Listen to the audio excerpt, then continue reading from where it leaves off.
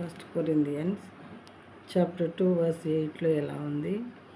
దేవుడు తన్ను ప్రేమించు వారి కొరకు ఏవి సిద్ధపరిచెను, అవి కంటికి కనబడలేదు, చెవికి వినబడలేదు, మనుష్య హృదయమునకు గోచరము కాలేదు.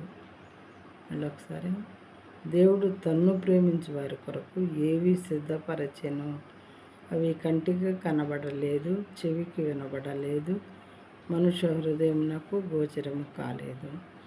దేవుని బిడ్డలైన వారికి ఆయన కోసం పవిత్రంగా ఆయన ఆజ్ఞలను, ఆయన కట్టడలను అనుసరించి జీవించే, సత్యమును అనుసరించి జీవించేటటువంటి బిడ్డల కోసం ఆయన చాలా బహుమతులు దాచిపెట్టాడట. పెద్ద బహుమతి. దేవుడు తను ప్రేమించే వారి కోసం అవి ఏవి సిద్ధపరిచినవి ఎవరి కంటికి కనబడలేదు, అవి ఎవరి చెవికి వినబడలేదు. ఆయన హృదయంలోనే పదిలిపరుచుకొని ఉంటారు. అవసరమైనప్పుడు మాత్రమే మనకి బహుమానంగా ఇచ్చేవారుగా ఉంటారన్నమాట.